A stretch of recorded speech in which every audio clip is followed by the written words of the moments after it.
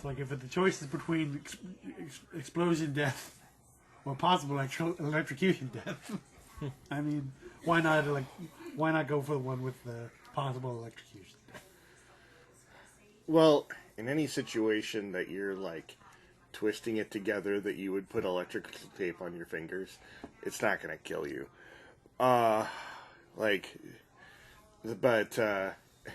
It will like cause your fingers to like close in on them. Uh-huh.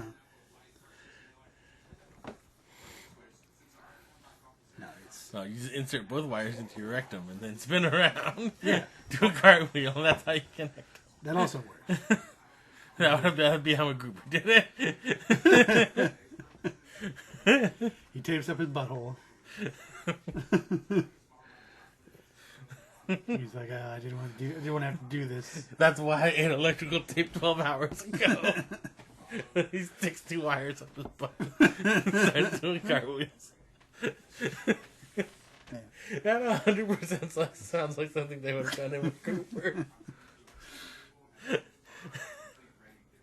Well, that's pretty on brand. That's when MacGruber was great. MacGruber.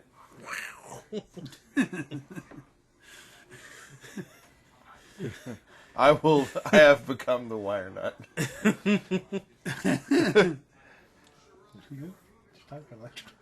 Definitely heard them say electric. Are we ready to discuss this?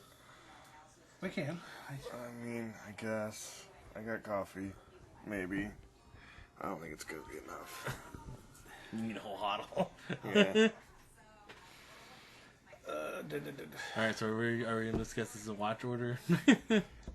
We reverse it just out of sheer spite. No. Why not discuss it in watch order? Okay. We started with Forever Night. I wanna be forever. It's just the intro is just Forever Young, except for they just like hastily go right over young. Forever Night. You know the theme of Nights will never be the same. I was thinking that like the whole time. Oh, while I was watching that episode. literally like. If for the premise of the show, Forever Young would not be a terrible. No, it wouldn't. It would just have to be like, it'd just be like, you just take it cynically though. So it opens in Paris in 1228, which obviously, yep, and it very much looks like Dollar Store, like Bram Stoker's Dracula, like yeah. And there's Or Interview with a Vampire. yeah. Either way, it's Dollar General / Dollar Store version. Well, I think that specifically because a lot of that takes place in France, as I recall. Well, what is it? The prime vampire, so to speak, is Lestat. So, yeah. We don't learn his name right away, but the big bad vampire is LaCroix. Yeah. Just a can. I'm like water if you waved a watermelon through it. I do. Yeah, if you pointed at a lemon while drinking seltzer water. Yeah, I do remember seeing a video of like how they make LaCroix, and it's just a dude with like a pitcher of seltzer water and like doing various things with fruit. Where he waves a lime over it, or he cuts a watermelon near it, or well, like it's like those increasingly gin oriented martini recipes that people would say, like it was like Churchill was like, open your bottle of gin while generally facing towards France or something like that. Like, right. But anyway, they're in France and vampires. Yeah. So there's like a lady vampire, and there's our main guy who I'm not sure what his original name. I'm bad with names in a lot of stuff in general, but in this one they don't say the character's name. So Oh, I know. There's so many names that I'm like, I don't know. There's both a lot of names like right out the gate, and they don't say their names very often. Yeah, they literally introduce a character later by just showing him. He doesn't say anything. He just kind of waves, and then Yeah. like It's really kind of annoying. yeah, it's bad. But his name in modern times is Nick Knight. Yeah, Nicholas Knight. Don't worry. Does the other show also have a Nick who's a central character? Yes. Yeah, that is true. I didn't think about that, but yeah, it's true. Specifically, what was funny was one of the first lines said was how they would have an endless parade of nights. And I'm like, no, we don't have an endless parade of nights. There was like 44 episodes of nights, and then it ended. Exactly. We'd still be doing that. It was an endless parade. So they don't introduce these people. They name all of them halfway through. Yeah, they just French at each other and blah blah blah. Yeah. And I mean that figuratively and literally, kind of. Yeah. So you get the sense that this is like where he makes out with the lady and doesn't make out with the guy. But they he speak makes French out. at each He other. makes out with the lady, and then the guy shows up being creepy with a lute. That is the funny. That was the funny part for that scene for me, is because the scene, because one, it's weird because the scene starts like in first person view for our Nick Knight, and then it sort of pans out from it like it's a video game, like it's going to move into the third person view, and then he makes out with the French lady, and then they just turn and there's another dude there, like while they were making out the whole time. Continue. Yeah, it's that I found that better. These have like little opera glasses. Even though He should have, but no, he's just playing an instrument, the lute, I think. yeah, it is a lute. Even though I called him a creepy fiddler. Well, he's playing it like a violin. Yeah. They just said, do something with this. He said, I'll figure it out. Yeah. It's a real this cold open part is real weird and short, but you can tell that it's basically like, oh, this is when he got turned into a vampire. Yeah. And then it goes to, they've used these shots a couple of times. I'm not sure if it's supposed to be just how they shoot the establishing shots of the city, or if it's supposed to be him flying through the city. The weird helicopter shots, those are weird. They're weird. Well, there's at least one point where I'm pretty sure it's supposed to be like from his view. Yeah. But they do it a lot of times, and I'm pretty sure it's not supposed to be from his view. Yeah, that's my problem. Yeah. So it's a maybe. Is really what the answer is. And so then it goes. We get to the night at the museum segment, Right. Because then he's got a typical night guard walking around a museum, which it seems like it's only a thing in shows. And we get our first taste of vampire vision. Right. Yeah, the vampire vision, Which is pretty fun. It's better than Creepers Peepers. Yeah, it is. And we see that it's kind of funny because there's like a guard facing the opposite direction, and this vampire like sneaks up on him. But instead of fully sneaking up on him, he sneaks up, and then he breaks the glass for the cup. He picks up a radio that the guard had just set up to like play music while he's guarding. Yeah. He uses the radio to break into the glass case with the jade cup that he's stealing, and then he vampire attacks the guard. Vampires the shit out of him. It's a weird sequence of events because it's so unnecessary. Yeah, it's like if we were trying to play a game with shitty controls where A does everything, and you're like, right, yeah. He's like going to sneak up on the guard, but then he accidentally just busts in. And it's like press A to murder a guard. You're like A, like picks up the radio. You're like no A, and like smash. Like, fuck. Yeah, that is the vibe. And then we cuts to the opening. It's a real cheesy opening. Oh yeah.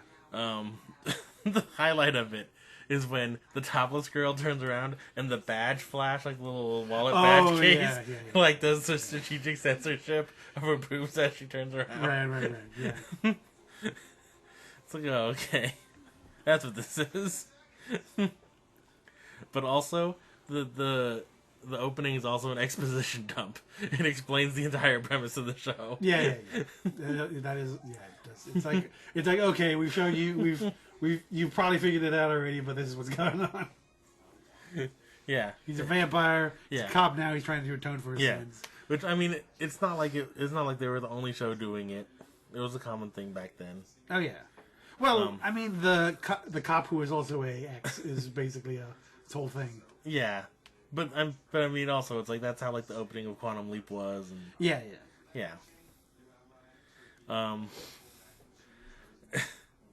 And so I mean, that's the opening. That's how the opening of every episode of G.I. Joe went.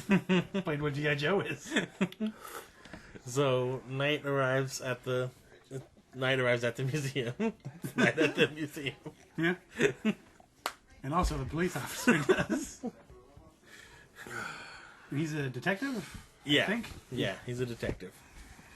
And the press are hounding him about this. This is like the fourth person that's died recently in these kind of circumstances.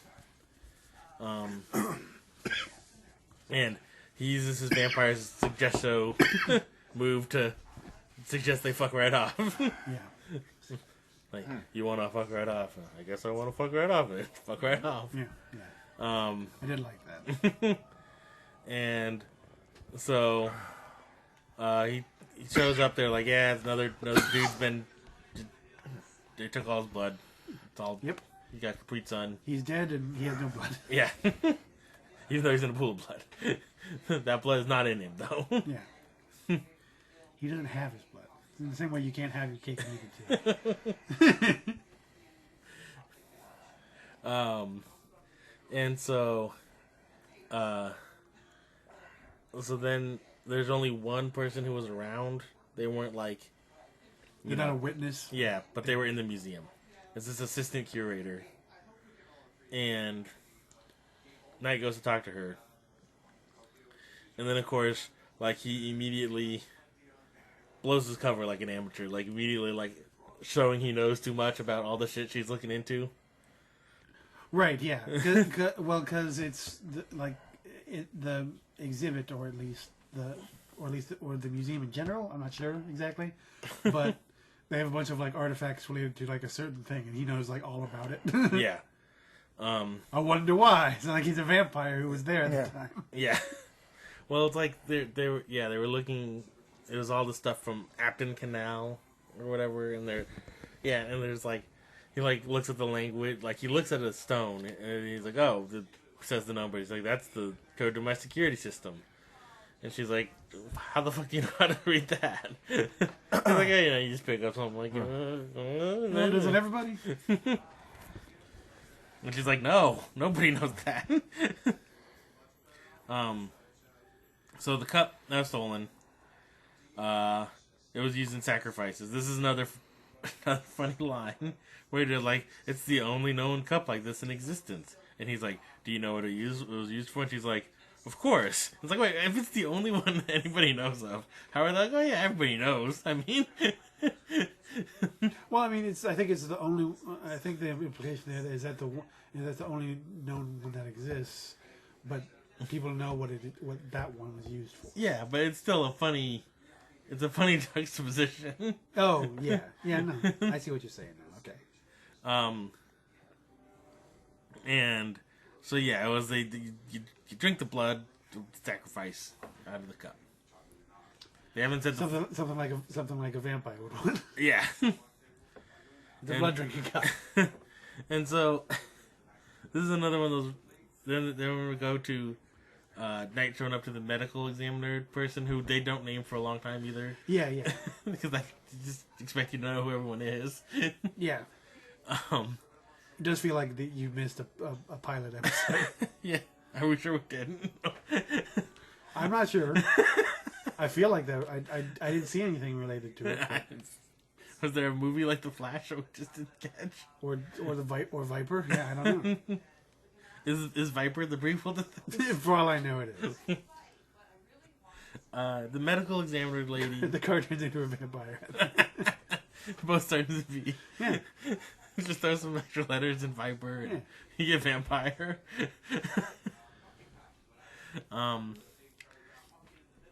It's weird. You learn later that she does, but here you're like, so she knows he's a vampire, and we're just accepting this. Yeah, they don't outright say it, and they don't outright say it for a very long time. But but they just sort of imply that she's aware that he's a vampire for some reason. Yeah, we don't know why she knows, or he's deigned to tell her or not kill her or anything along those lines. Yeah. But that is the case. She did make him some Ecto Cooler tea to drink, though. Yeah. And she insists that he drink it. Yeah, but he doesn't want to because he's a vampire. Yeah. This is where we also find out that all 4 victims have had their necks broken. And she's like, so is this like a thing? Like, is like, or she's basically, are you killing these assholes and drinking their blood? Is basically what she's asking. That is an implication. I mean, to be fair, she probably knows about the one vampire. Yeah. When you forget what a vampire murders, you start to wonder. Yeah. Yeah. If you've seen 4 people, mauled by Zarthas, you start pointing fingers at the Zartha in the room. Yeah. If you know a dude's a werewolf. So, we cut to Knight talking to his captain, who is, he's a guy who I'm familiar with, Gary Farmer. I don't know what the captain's name is, so all I can think is Gary Farmer. Captain Farmer. He's a very famous native that guy kind of actor, so yeah. He's like, he's Uncle Brownie in West Dogs. Okay. So after this, he goes and buries his weed. Bunch of 20 guys out at the bar. Yeah, all tracks. Yep. And he's not giving him the "you're a loose cannon" speech, but he's giving him the "we got to figure this shit out" speech. It's funny. Yeah, it's like the much more it's the much more amicable version of the "you're a loose cannon" speech. He's like I've been very accommodating to your weird specific needs. Like you're allergic to the sun or whatever. I don't care. Yeah. We just need to get this shit done. He's like, people are dying. He's like, yeah, but he's like, but we kind of need to figure out this nonsense. You're the one who's on it. So you obviously need help. Yeah, and he's like, no, I work alone. I am the vengeance. I am the night. So, yeah. Oh, and at the crime scene, I think we also meet the guy who's his partner now. No, not yet. Is that the different guy? No, we don't meet him at the crime scene. Yeah, you do. Do you? Yeah. He gives some wisecracks as to like him showing up. I think that's the same guy. I could be wrong. No, yeah, you're right. He's showing the camera and. Right, yeah. He's fucking around with the camera. Yeah. He doesn't get named for a while, though, don't worry. Like so many characters. I had no idea what to write down for these people most of the time. See, this is why I'm glad I didn't write anything down. And then the dude showed up, and he's just the guy. Yeah, that's what they are in my head. They're just the guy and that other guy. What's his face? I only knew people who they portrayed in other stuff. I don't remember what the dude's name is, but I think when they initially meet, he refers to him as Stanky. And that's what his name is to me. I think it's Stonehouse, maybe. Sure, if you say so. He's Stanky to me.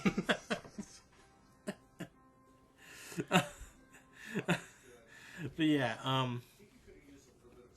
yeah, so he's like, you gotta get somebody's help. And he's like, I work a lot, I work at night. He's like, well, we're putting somebody on the day shift too, and you're gonna just deal with it.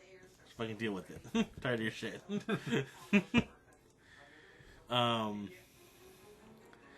And he's like, well, who's my partner gonna be? And the door open and you see Stanky. You see Stanky.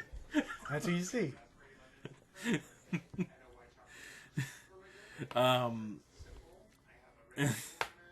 And so,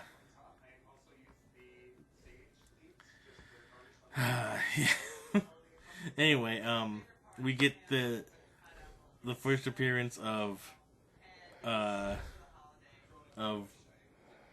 Nick's, like Baker Street irregular hobos. Oh yeah, his hobo squad. Yeah, led by Scott Farkas himself / Dave Titus. Oh yeah. He calls him in first, and they show up, and Knight tells him like, "Oh, you should sleep inside." And they're like, "Yeah, we're good in the garage." Yeah, they do a funny thing where what is it? Knight gets like three sandwiches. Or He gets three cheeseburgers for lunch on the lunch run from the cops, and then just and they're all like, "Yeah, Knight, you fucking fat ass." And he's like, "No, he just doesn't eat it and gives them to hobos." Yeah, because he's a vampire. Yeah. And because vampires, a lot of this show. It really is. This should have been the name of the show. Because vampire. And then Knight goes home, and Knight looks like he lives in the apartment from Daredevil. Yes, that's true. I think it's the exact same apartment. As far as I know. Just a couple doors down. He just that's what the other door is. You know, the one opposite. It's It's Daredevil and Nick Knight. Yeah, they're like Kramer and Seinfeld. That would be a show. Hell yes. Hell yes, that'd be a show. The question is which one is Kramer? That's the question. Nick Knight just breaking in through. Well, the thing is, Daredevil is a lot more outgoing and energetic. So in one respect, he's more Kramer in that regard. Who's more likely to break into the other, like go into the other person's house and drink what's in their refrigerator? Well, that's a tough one, honestly, because either one would for different reasons. Well, can he consume things other than blood? Because it's not like Daredevil's keeping blood packs in the He fridge. might. I mean, yeah, he might keep extra blood in the refrigerator. Yeah. He needs to replace all the blood he has constantly. He's constantly losing blood, like a lot of it. He just leaves a trail like a slug. That is a question. Think about that. Anyway, back in the Daredevil apartment. Yeah. And so he keeps blood in like wine bottles in the fridge, just like a stack of them. Because, damn it, fuck you. He opens up his fridge when he gets home, and it's just wine bottles. Like he's got like 7 wine bottles of blood because of course. Yeah, and he's drinking it out of a Jade Sacrifice cup. That's his red Solo cup of choice. Yeah, that's another funny thing too. It's like immediately after, like, there's only one of these, and he goes home and finds and pulls out a Jade Sacrifice cup. It really makes you wonder, like, as a viewer, like, is this guy just a murderer? I think is this just a murderer show? I think that's the misdirect for a little bit. Yeah, because they don't show the vampire that murdered Night at the Museum guy. Which would be a fun way to go. He's like, yeah, he's just a murderer sometimes.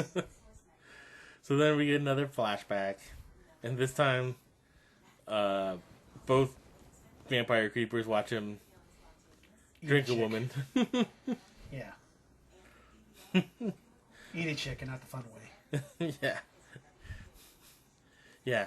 And as I wrote it, just to be obnoxious, 2 creepers watch him enjoy a woman for the first time.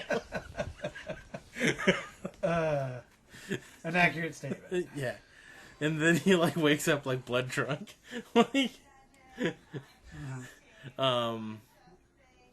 and he has the messages on his on his machine about the cup, and he's got the message from the curator chick and another one from the medical examiner chick about coming by, and then and they cut to his partner, Stanky. Yeah. To be fair, the first thing he does here is he rolls down his sleeve because he's just like did the blood thing, and then he eats garlic. Right. Yeah. It's like the only reason why they came up with an excuse for him to eat garlic is just so he can be an asshole tonight. As far as I can tell. So he like gives blood, and he's like, "Oh, he eats just a clove of garlic," and he's like, "My wife makes me eat this for my blood or something." And he makes jokes about like the vampire killer not being able to get him. Yeah. And then he breathed garlic breath in right into Knight's face. Yeah. Breath attack. Does 46 damage. They also mention that the all 4 victims so far have all been type O. Right, yeah. Yeah. And he's type A, so he's like... So he should be fine. Yeah. Theoretically. Yeah. He's not on the list. Yeah.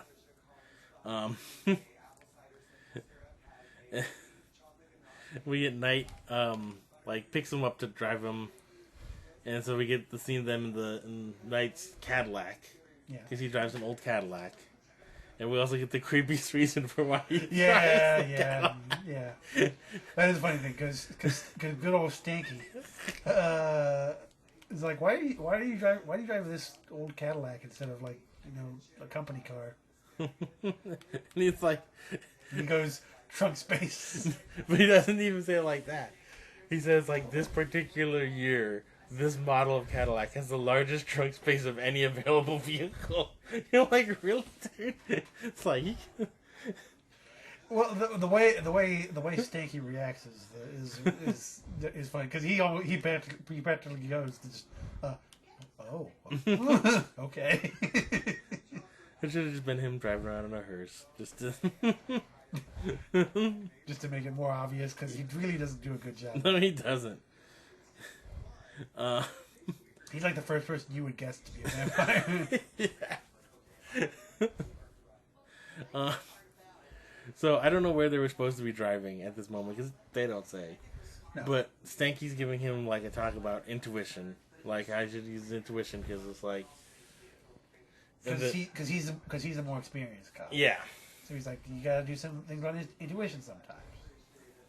Like this definitely feels like the conversations that happen in LA Noire, because in that game you're like a young detective and you get like partnered with a couple different partners, and one of them is basically Stanky.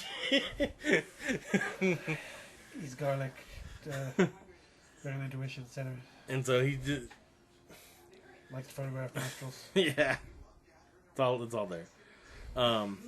And so Knight act like I don't know if it's still not clear on how this works. He either activates vampire vision or the vampire senses take over. I'm not sure which it is in this particular scenario, but it activates. He senses danger, just like Daredevil does. And he like veers the car. Yeah. Down a different. Yeah. road. Stanky's like, "What are you doing?" He's like, "Following my intuition." Let's go, Stanky. And then they're at a hostage situation. Stanky and the vampire. He told you, Stanky. That's his name. Yeah. So they go arrive at basically the Chinatown. Yeah. And Knight talks to a bystander, I guess, witness. Apparently. And they speak to him in some language. I think it's Chinese. I don't want to guess when I was. I'm not sure whether it's Mandarin or Cantonese. Yeah. But it's one of them. And then he just understands it like a G, and nobody questions that. Yep. He's like, "Oh, it was a person with an automatic firearm went upstairs with a hostage." And so they go upstairs, and they like set up on the outside the doorway, and Knight can use his vampire senses to be like, oh, this is because he's the. In World of Darkness, it'd be the power of Auspex. I did at multiple points get World of Darkness vibes naturally from this show. It 100% would just be somebody playing Vampire the Masquerade, but like solo, like just them and their storyteller. Just solo, just narrating to themselves. I mean, that is technically a thing. There's like a humble bundle for that right now for solo RPGs.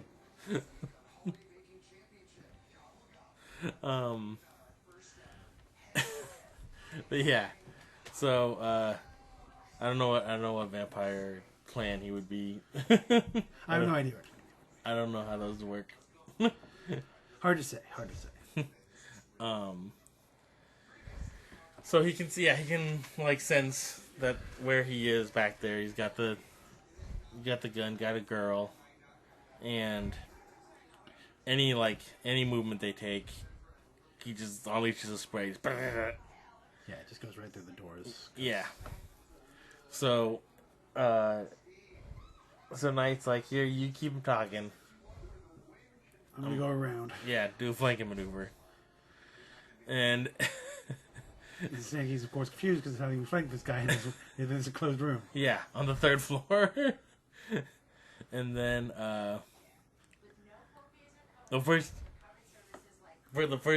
Knight's first step was he kicked the door and that was where the first spray. Right. Yeah. And so he goes around, and of course the guy's back is to a window, an exterior window, and Knight. I was like, at first I was like, did he vampire jump or did he like just float? I was like, no, he clearly like floats and then like grabs the guy and does like a 3-story choke slam to him. Yep. But he does it, which is fun. Yeah, but he does it into like a pile of garbage. Naturally. And it's not even like it's not a dumpster. No. It's just like it's just a pile of garbage. It's just a big pile of garbage. As you do. But this doesn't seem to hurt the guy that much. No. He doesn't really seem fazed by it. Everybody knows Chinatown has the softest garbage around. It's just all those boxes that fold into plates, you know? Right, exactly. And just and discarded fortunes. Yeah, so he gets up, he's shooting, and Knight's like the flight. No, it's a very goofy scene where he just sort of spraying wildly in the air, and you see Knight like just sort of doing a shitty Superman fly, yeah, sort of just around in his general vicinity, and it zooms in enough on his face that you can like see he has like spooky vampire eyes. Yeah, his eyes go all yellow. Not the spooky vampire eyes. And so then it cuts. And then it's that's a funny thing too. Is that's basically it. He doesn't show him attacking him, even though that's what happens. They just sort of cut after that. Yeah, and then we go back to the weird Baker Street irregular hobos. Who get snuck up on by something. 2 of them. Yeah, because it's 3 of them. Yeah, there's Fatty, there's Scott Farkas, and the chick.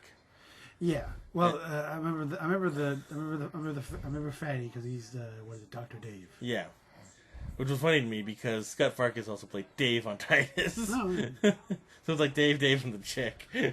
No, it's Fatty, Scott Farkas, and the chick. Everybody knows that. So Scott and the chick get snuck up on by something, and then we get more helicopter transition shots. Right.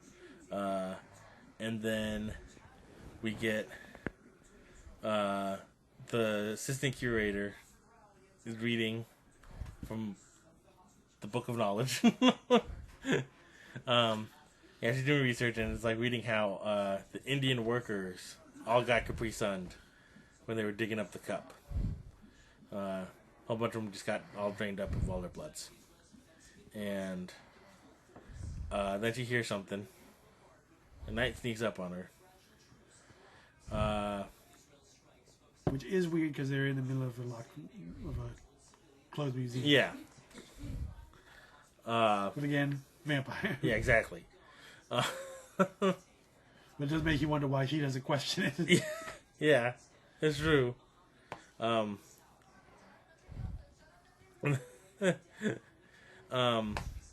then we cut to we get Stanky talking to Captain Brownie. Yep. Which was one of my favorite weird things. I just like how weird the captain is in this. Yeah. Where Stanky's like, fucking vampire, dude. It's like, okay, he's a vampire. he totally just ripped somebody out of a third story window. Yeah. And then Captain Brownie's like, alright. He's like, you ever know what scorpion? You know what scorpions are? He's like, yeah. They ever been bit by a window? He's like, where I'm from, there's all kinds of scorpions. They say, don't burn scorpions. Because if you burn a scorpion, a whole bunch of scorpions from all over are going to show up. He's like, is that true? He's like, no, it's fucking legend. Just like vampires.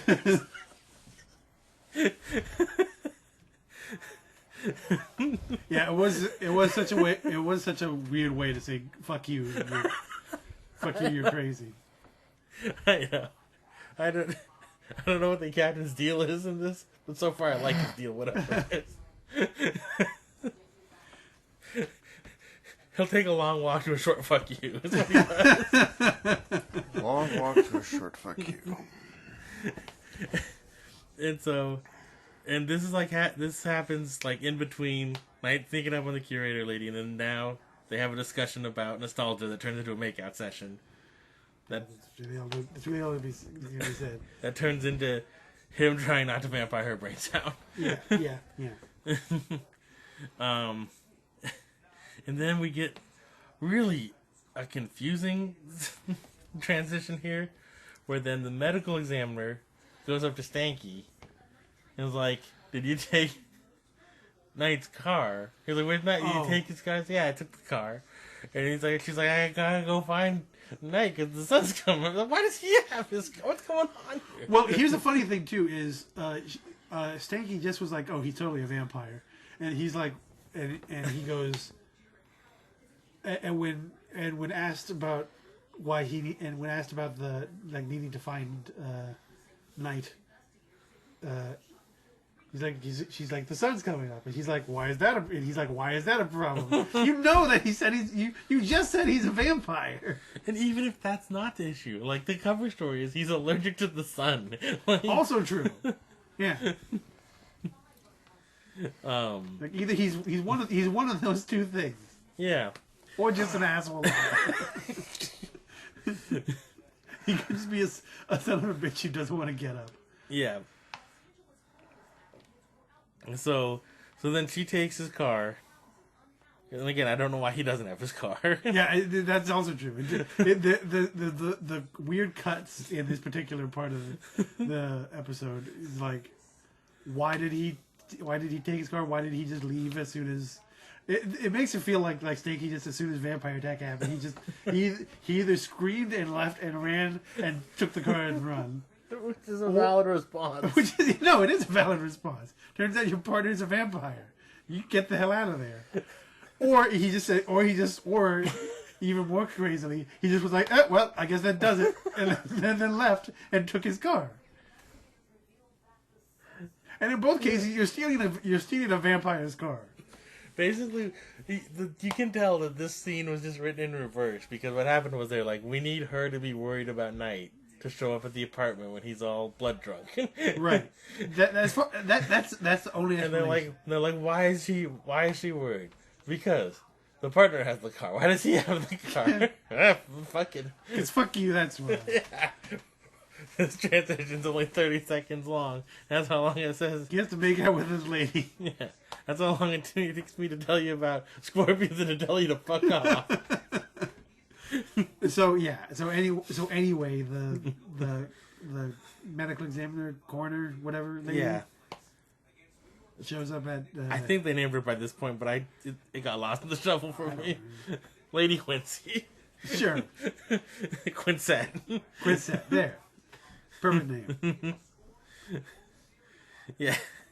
Yeah. She shows up at Daredevil's apartment. At Daredevil's apartment in the room next door. Yeah. Daredevil's Kramer. And what is it? Nick Knight's hanging out there. He's all blood drunk. Yeah, watching old vampire movies. Yeah, which is a weird choice. I think that's just porn. Could be. Just jerks off to Bela Lugosi. Blah. So yeah, he's doing that for whatever reason. It's not clear why. Yeah. Well, actually, no. Well, no. Actually, it is clear why. I'm sorry. Yeah. It's because he got his hackles all up, trying not to vampire that one lady. Yeah. And Quinsat's like, you gotta stop drinking this stuff, man. That's why you ain't a vampire. Well, yeah, and that's also weird because they just sort of introduced that. You're gonna have to face it. You're addicted to blood. Might as well face it. That is the funny thing too, because they had hinted at this ahead of now. Not really that he had that he's trying to cure himself of vampirism. No, not it's in the narration dump in the intro. Is it that he's trying to cure himself? Yes. I thought he was just trying to redeem himself. No, he's trying to regain his humanity. Oh, okay. All right. Yeah, you might have taken that figuratively. That might be the problem. I might have taken it figuratively. But it is sort of weird because that's apparently how it works. Is just you stop drinking blood, then you become. Well, human. that's how she assumes it works. That's how she assumes it works. But I don't know why anybody gives a shit what she has to say about it. Well, it's obvious that in the prequel movie we did not watch, Viper, that he came to her because he's like, because she's the only medical person he knows because he's a vampire. He doesn't know doctors exist. Right? As far as I can tell. He stayed away from vampires for now because he thought they used leeches for. Well, I mean, to be fair, he's from 1228. No, exactly. That's what I'm saying. Yeah. He still thought they used leeches For a large portion of his life, doctors were just crazy people. Yeah, he thought they just amputated limbs and used leeches, and like that's like the opposite of what he wants. Yeah. Like he wants all his limbs in blood. 'Cause he's a vampire. So it's obvious that he approached her to find this cure, and also she has access to blood. Like that's obviously like this relationship that was explained in Viper. We just didn't watch that. I sure hope so. I would be really pleased if It really feels like we're missing the pilot. it does. The pilot that I have saw no evidence of. Yeah. They're just really leaning on that narration in the intro. Mm-hmm. It's trying to do a lot of lifting. It's not up to the task. Yeah, and then he's like, and then I like it because he does the vampire Popeye move where he's like, I am what I am. He does indeed. They get real sassy at each other and He literally upset. He literally says, I am what I am, and Betty Ford doesn't take vampires. It's like, what is going on in this show? Mm-hmm. It's not a complicated premise. No. It's just the decision making is bonkers. But yeah, they get into a little tiff. Yeah. And blah blah blah. And so between, they do a thing where they juxtapose the curator lady doing research and Knight talking through why these cups are important. And that if you have 2 cups and you pour the blood back and forth between the 2 cups and then you drink the blood, you can become human again. Apparently. Yeah. And what is it? And they thought that was true. Nick Knight thinks it's true, Mm-hmm. and the other guy who has the cup, LaCroix. LaCroix. The can of LaCroix. The can of LaCroix also thinks it's Yes, if you pour a cup of water back and forth while looking at a strawberry, that's how you make the liquid. And obviously the point was it adds the air. Yeah, that's how it gets That's bubbly. how it carbonates it? Yeah. Got it. All makes sense. And so Fatty Irregular steps out of a bloodmobile and like is looking for Farkas and the chick. He's talking to other people there, and they're like, I don't see him around. And this basketball game, this fucking basketball game. What about it? The hope. What do you mean? What about it? It's a weird hobo basketball game. There's so much weird about it. The fact that they're shooting at a barrel that's like 8 feet back from the edge of this platform. Yeah. and that they're actively annoyed when somebody scores. That means somebody's got to get up and walk back there. Yeah. Also, this is the only time this has happened because it's the only time anybody's walked past the barrel with the dead Farkas in it. Yeah. Yeah, that's true. But it wasn't like they just started. It looked like they were playing for a while. That is also true. I don't know what was going on before that. You see, I didn't analyze it as much. I just like, okay. Everything about this game was weird to me. No, I acknowledge that it was weird. I'm like, why are they doing it like this? This doesn't make any sense. But I was like, okay, whatever. Nope. Hobo basketball rules. I'm like, why is that barrel so far back? Put it to the edge. Just bring it to the edge of the platform, man. You got nothing but time, your hobos. Oh, see, and they're in like a sort of weird warehouse that's sharing it too. Yeah. It's like, is it really not just like a basketball hoop somewhere that you can go to? That you're in the middle of a big city. No. Obviously, they have to play it on the loading dock of this weird warehouse. But the barrel's like inside. Like they didn't even drag it to the edge of the dock. You get really pissed off when somebody scores. It definitely seems like a place that would have like just public basketball hoops. Yeah. Like literally like down the block. Yeah. Or even bolted to the side of the building. You know how many of those buildings, just like that, just have a basketball goal bolted to the side of them. Yeah, also, even just that. Anyway, Farkas dead. Yeah, he's gone. And so then... Unsure on the chick. Yeah. Chick is MIA. Not the rapper.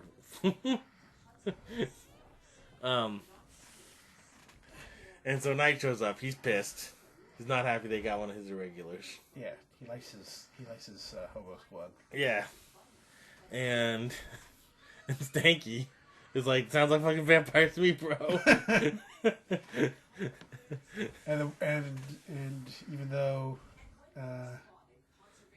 Knight's not happy about it, he knows he's not wrong. Yeah. Like, damn it, he's right. I hate it. And so then Knight goes. He's already checked off his interview with a vampire / Bram Stoker thing. Now he has to do his Blade thing where he goes to the vampire nightclub. Right, exactly. And so he talks to the vampire chick from Paris. Yeah. He meets her. I can't remember what her name was either. I don't remember what her name is. I just know she's a vampire. Yeah. She's a vampire chick. Mm-hmm. They used to be a thing, obviously, and now they are not currently a thing. Yep. But here's the important note. Well, she asks him about what happened in Chicago. And he's like, it went poorly. And our next show takes place in Chicago. That's why there's no vampire. Yeah, because it went poorly. And all the vampires left Chicago. This is why there's no... It makes sense. I do increasingly like the idea that vampires do exist in Special Unit 2. They have no knowledge of them because they just completely hide their existence from them. Well, they just don't go to Chicago anymore. Well, the question, I'm pretty sure they do stuff outside of Chicago in that show. But they're part of the Chicago Police Department. Yeah. I don't know. I feel like they go elsewhere. I could be wrong. And they seem to make a lot of emphasis. We're getting ahead of ourselves. We are getting ahead of ourselves. I could, like I said, I could be way wrong about that. But I felt, well, from what I remember of seeing of that show, I felt they went elsewhere. But again, anyway, we deal with these vampire problems which don't exist in Special Unit 2. Yeah. Damn it. I forgot how I wrote this note. What did you write? So I wrote that they chat about baseball and blood cocktails, but he wants a LaCroix more.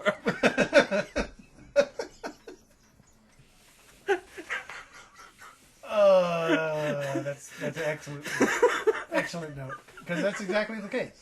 It is 100%. That is 100% what happens. Yeah. I was like, God damn it. I don't even remember what they say about baseball. It's because they talked about how he like put up lights at Wrigley Field, and then she says she doesn't care for the game. And I thought it was funny they were talking about baseball because the only thing I know about the third Twilight movie is the vampire baseball game. Yeah. Vampire baby. Well, I know about that too. That's a different thing. That's a different thing than the Twilight thing.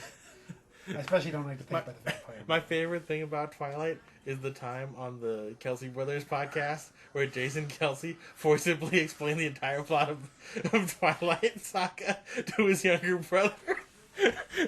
Yeah, that sounds like a fun time. He was just increasingly bored with it. Anyway, so yeah. So we want this LaCroix more. Also, the song that's playing at the vampire nightclub. Mm-hmm. It totally sounds like it would be like the backing track to like a Streets of Rage level. Once again, in Vampire the Masquerade's Bloodlines, there's of course a number of nightclubs that you can visit. Yeah, and they all have music playing in the back. Of course. It definitely sounds like something that could have been one of those background music. The static 2D crowds. Not so much. Not in that game. No static 2D crowds really. It's just not super populated 3D crowds. Because you mingle and maybe bite some. And so this is where we find out, and then Knight leaves and gets in his car, and this is where we find out that LaCroix is a shitty night DJ. yeah, because he leaves because now he knows it's LaCroix. Yeah, and he immediately turns on the radio to LaCroix's night DJ station because he apparently already knew what that was about. Yeah, where LaCroix does a special call out just for him. Yeah, where he refers to himself as the Nightcrawler. He refers to himself as the Nightcrawler. That's like his DJ name, apparently. Yeah. And he refers to Knight as his child, I believe, something. His child and his brother. His child brother.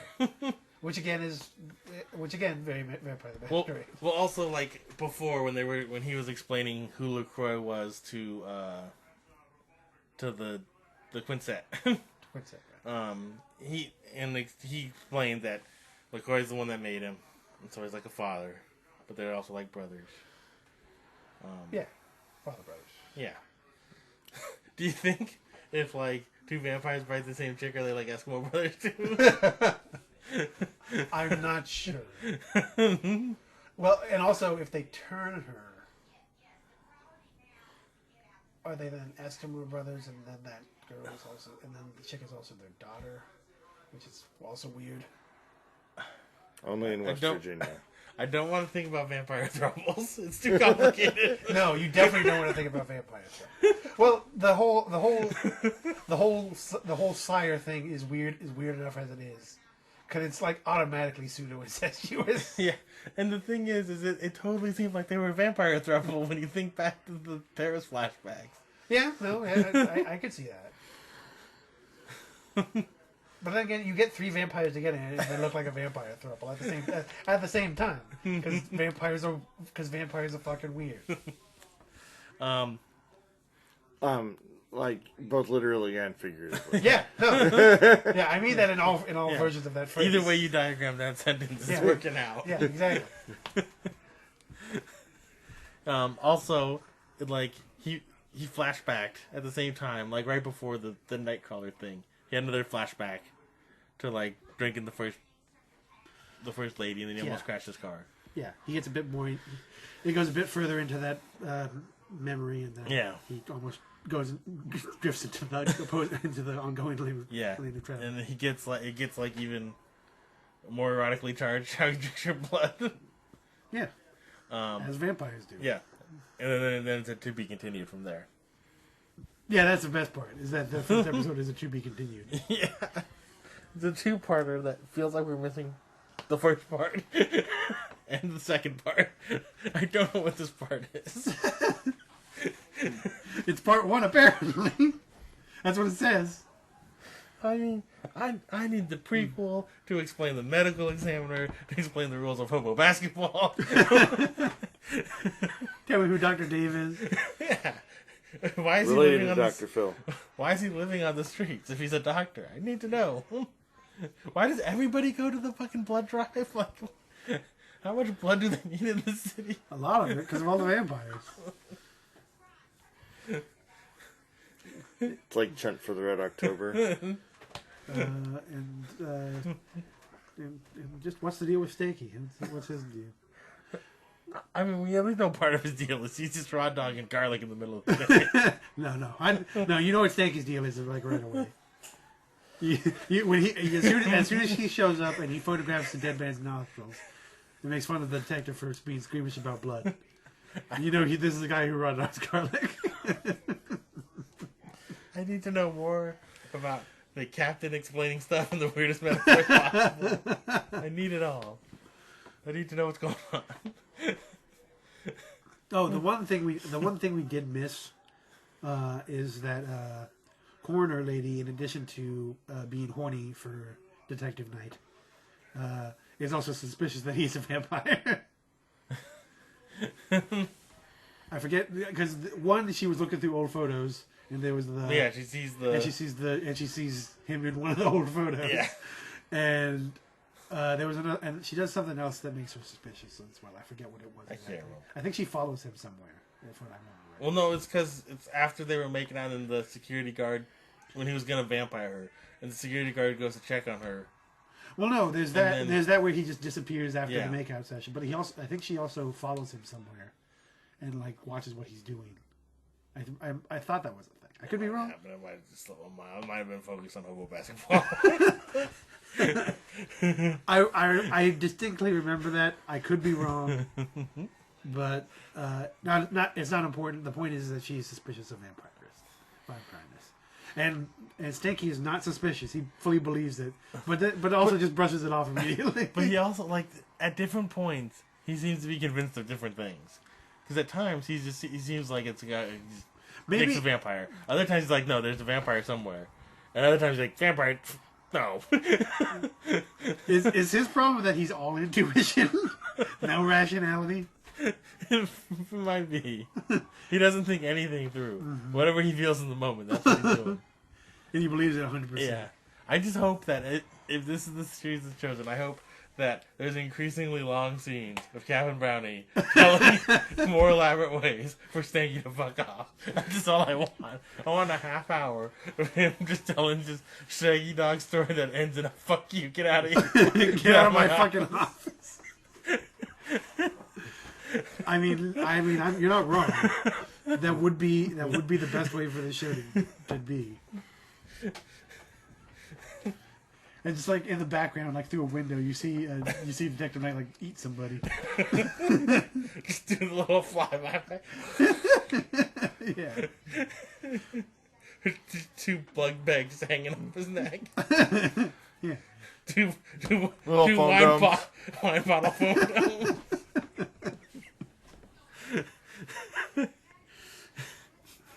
But anyway, yeah, that's it for Forever Night. Yeah.